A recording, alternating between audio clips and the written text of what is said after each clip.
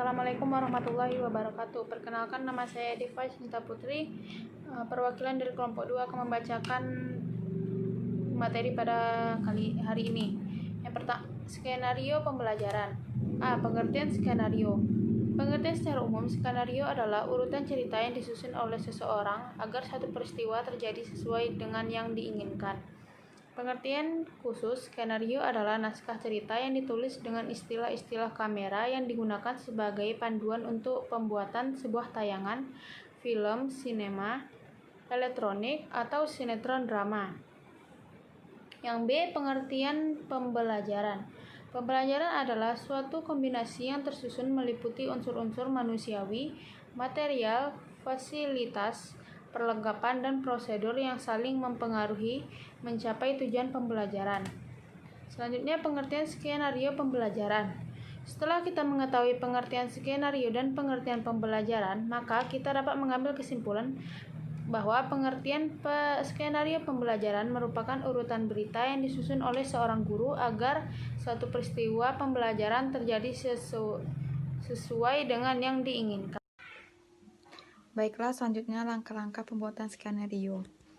Yang A, identify focal issue atau focal concern or decisions. Maksudnya adalah mengidentifikasi isu utama atau masalah utama yang akan menjadi fokus untuk dijawab atau untuk diambil keputusannya.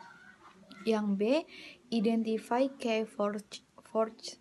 Maksudnya adalah mengidentifikasi faktor-faktor kunci yang diperkirakan akan mempengaruhi vokal isu di masa yang akan datang. Yang C, identify driving forces, change drivers.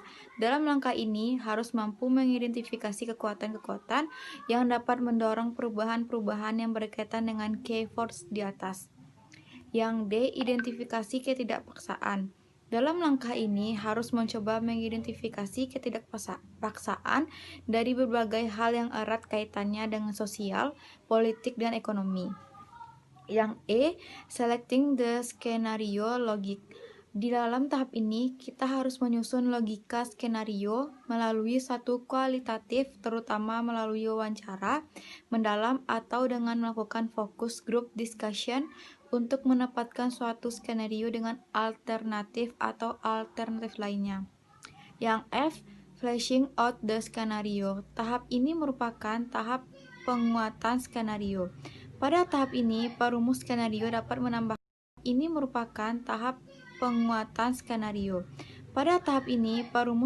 dapat menambahkan berbagai data sekunder dan trennya untuk memperkuat berbagai pendapat dari narasumber dan para ahli yang sudah didapat dan ditulis pada tahap sebelumnya.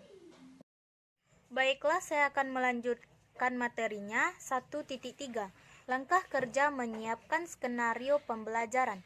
Yang pertama, pelajari LKS, lembar kerja soal yang akan digunakan oleh siswa guna mengetahui materi apa yang akan dipelajari dan dengan cara bagaimana guru akan memfasilitasi peserta didik. Yang kedua, tentukan waktu, peralatan atau alat bantu yang akan digunakan dalam pembelajaran. Yang ketiga, tulis langkah-langkah yang akan dilakukan dalam proses pembelajaran sesuai dengan tahap-tahapan pembelajaran yang direncanakan. Yang keempat, langkah-langkah pembelajaran ditulis secara lengkap. Yang kelima, tuliskan rencana penilaian terhadap kegiatan belajar. Yang keenam, kriteria keberhasilan hasil penilaian dapat dirinci secara detail dan mencakup 3 rangkap, yaitu kognitif, efektif, dan fisikomotor. Baiklah, materi selanjutnya yaitu 1.4 pengalaman belajar. Pengalaman belajar dalam pembelajaran IPA pada hakikatnya mencangkup berbagai kegiatan yang bertujuan agar peserta didik memiliki kemampuan sebagai berikut. A. Memperoleh keyakinan terhadap kebesaran Tuhan Yang Maha Esa berdasarkan keberadaan, keindahan, dan keteraturannya alam ciptaannya. B. Mengembangkan pengetahuan dan pemahaman konsep-konsep IPA yang bermanfaat dan dapat diterapkan dalam kehidupan sehari-hari.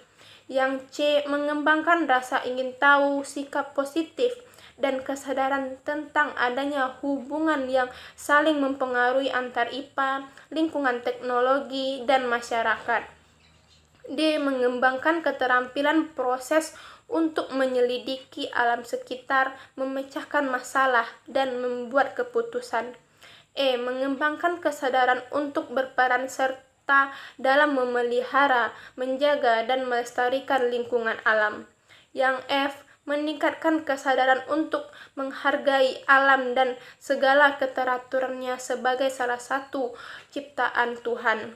G. Memperoleh bekal pengetahuan, konsep, dan keterampilan IPA. Baiklah, saya Dewi Pramesela dengan NPM 19010050 akan melanjutkan materi yang selanjutnya, yaitu evaluasi. Penilaian berbasis kelas dalam pembelajaran ini dapat dilakukan selama proses dan akhir pembelajaran dengan menggunakan alat-alat penilaian sebagai berikut. Yang pertama, tertulis.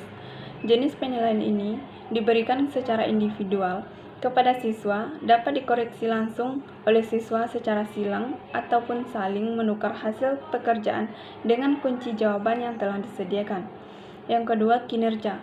Penilaian kinerja ini dilakukan dengan cara LKS. Baiklah, hanya sekian.